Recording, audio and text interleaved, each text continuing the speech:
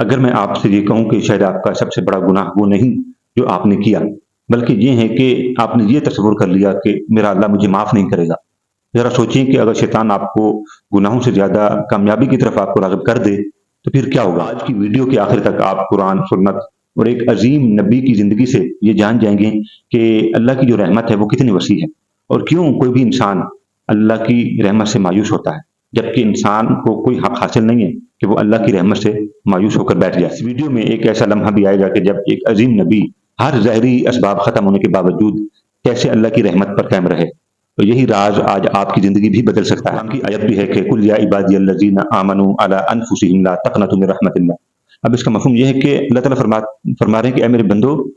اگر تم نے اپنی جانوں پر زیادتی کی ہے تو تم اللہ کی رحمت سے مایوس نہ ہونا۔ اب یہ قرآن ہمیں ایک لاجک دے رہا ہے کہ اگر ہم کسی مایوسی کے شکار ہیں گناہ کی صورت میں یا کسی بھی ایکٹیویٹی میں، تو ہمیں اللہ کی طرف رجوع کرنا چاہیے، کیونکہ اللہ کی وہ ذات ہے جو ہمیں سنبھالتی ہے۔ انسان اتنے گناہ کر لیتا ہے کہ اسے لگنے لگتا ہے کہ اب میرے لیے واپسی کا کوئی راستہ نہیں ہے، وہ نماز سے بھی دور ہو جاتا ہے، دعا بھی چھوڑ دیتا ہے، اور دل ہی دل میں یہ فیصلہ کر لیتا ہے کہ اب مجھے میرا اللہ معاف نہیں کرے گا۔ حالانکہ یہ جو مایوسی کی کیفیت ہوتی ہے یہ شیطان کی سب سے بڑی چال ہوتی ہے، اور صحیح مسلم کی حدیث موجود ہے، رسول اللہ صلی اللہ علیہ وسلم فرماتے ہیں کہ اللہ تعالیٰ اپنے بندے کی سچی توبہ سے اس قدر خوشی محسوس کرتا ہے کہ جیسے کوئی انسان اس کی سواری اچانک گم ہو جائے اور پھر اچانک اسے مل بھی جائے، تو وہ انسان اتنا خوش نہیں ہوتا جس طرح اللہ اپنے بندے کی سچی توبہ سے خوش ہوتا ہے۔ آج کی کہانی ہے حضرت ایوب علیہ السلام کے بارے میں۔ یارو، ایک نبی جنہیں اللہ تعالیٰ نے عزت بھی دی، مال بھی دیا، اولاد بھی دی اور صحت بھی دی، لیکن پھر ایک وقت ایسا بھی ہے کہ جب یہ ساری نعمتیں آزمائش میں تبدیل ہو گئیں۔ بیماری جو ہے وہ لمبے عرصے تک بڑھنے لگی اور اولاد بھی دنیا سے چلی گئی، اور جو مال تھا وہ بھی ختم ہو گیا۔ صرف چند لوگ آپ کے ساتھ رہے اور باقی تمام لوگ آہستہ آہستہ دور ہونے لگے۔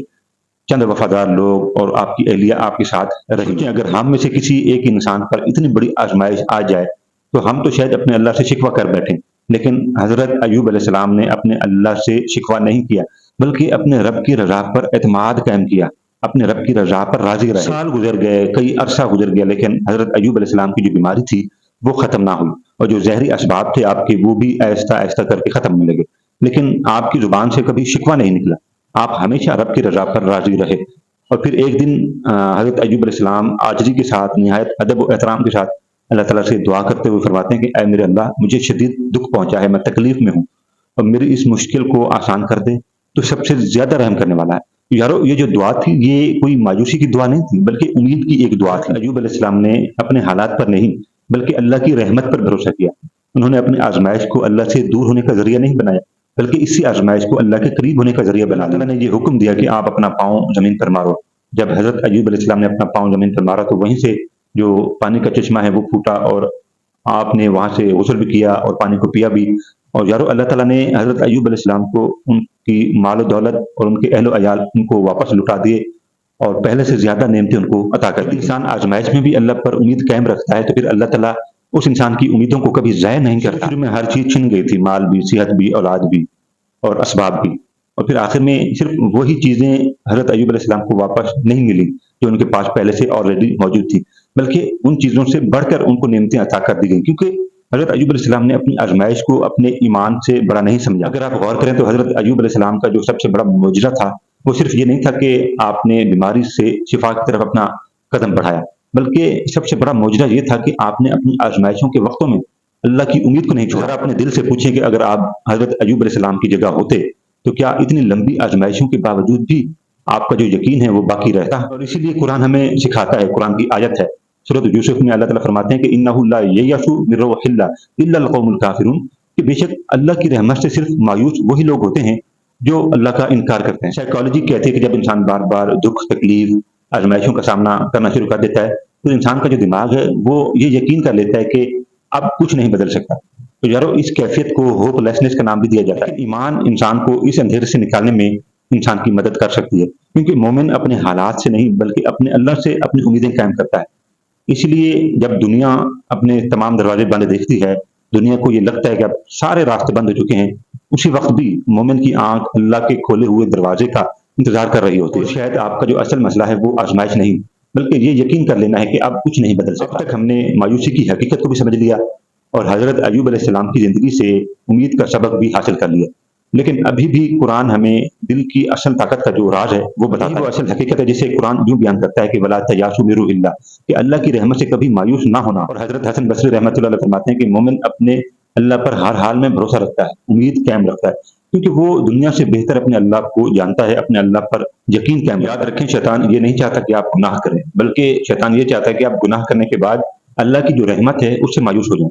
کیونکہ جب انسان کی امیدیں ختم ہو جاتی ہیں تو پھر توبہ بھی ختم ہو جاتی ہے، دعا بھی ختم ہو جاتی ہے، اور اللہ کی رحمت بھی۔ اللہ کی جو رحمت ہے وہ انسان کے گناہوں سے کئی گنا بہت بڑی ہے، اور اللہ کا جو دروازہ ہے توبہ کا دروازہ وہ انسان کے لیے ہر وقت کھلا رہتا ہے۔ جب انسان دنیا کی ٹھوکریں کھا کر ٹوٹ کر جب اس کے دروازے پر توبہ کا جو لیٹر لے کر جاتا ہے یا توبہ کا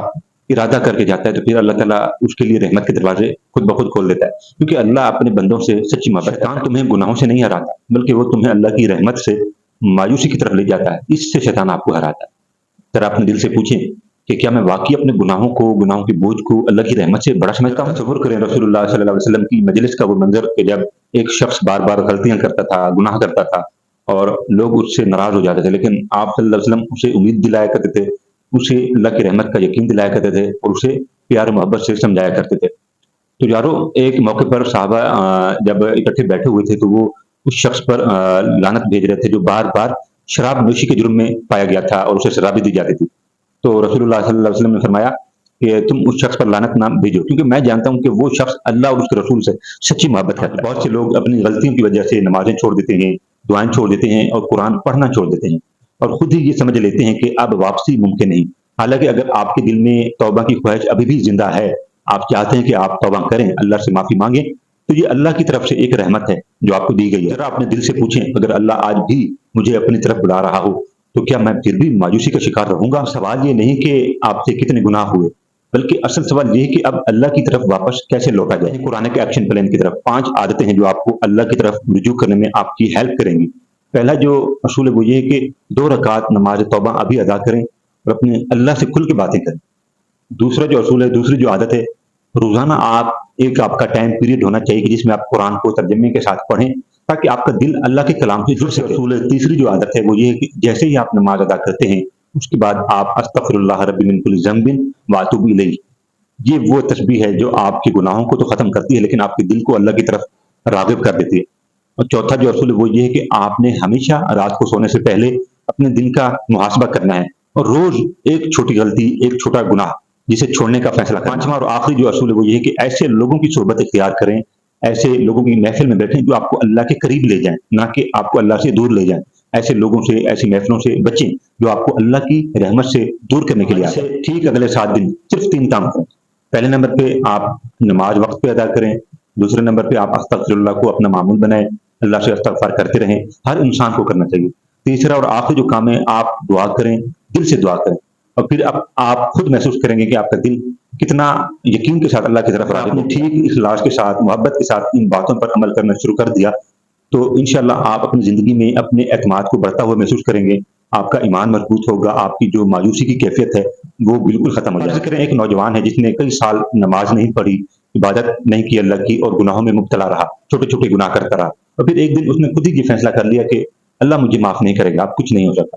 اور اسی فیصلے نے، اسی سوچ نے اس انسان کو نمازوں سے دور کر دیا، قرآن سے دور کر دیا، دعاؤں سے، امیدوں سے دور کر کے مایوسی کے کٹہرے میں لا کے کھڑا کر دیا۔ حالانکہ اگر وہ چاہتا تو اسی دن توبہ کا دروازہ کھٹکھٹا کر اپنے اللہ سے رجوع کر سکتا۔ تمہارا سب سے بڑا گناہ تمہاری ناکامی نہیں بلکہ اللہ کی رحمت سے مایوس ہو جانا ہے۔ سورۃ زمر کی آیت ہے، اللہ تعالیٰ فرماتے ہیں ان اللہ یغفر الذنوب جميعا، بے شک اللہ تعالیٰ تمام گناہوں کو معاف فرما دے۔ تم نے مایوسی کو اپنے دل میں جگہ دے دی تو شیطان تم سے تمہارے رب کا راستہ چھین لے گا، لیکن اگر یہیں پر تم نے اپنی آنکھوں میں آنسو لے آئے اور تم اللہ کی بارگاہ میں رونے لگے، توبہ استغفار کرنے لگے، اللہ کی طرف لوٹ گئے، تو وہی رات، وہی دن تمہاری زندگی کا ایک بہترین دن ثابت ہوگا۔ اگر یہ ویڈیو آپ کے دل تک پہنچی ہے تو آج ہی ایک سچی توبہ کریں اور اللہ کی طرف لوٹ جائیں، اور کامنٹ میں صرف ایک لفظ لکھ کر جائیں استغفر اللہ۔ آپ نے آج اللہ کی رحمت کو سمجھ لیا، سیکھ لیا، تو اگلی ویڈیو میں ہم ایک ایسے مسئلے پر بات کریں گے جس نے ہمارے نوجوانوں کو خاموشی سے تباہ کر دیا ہے۔ جی ہاں، تنہائی۔ ہم میں سے ہر ایک بندہ تنہائی کا شکار ہے اور بربادی کی طرف جا رہا ہے۔ یارو وہ ویڈیو ضرور دیکھیے گا۔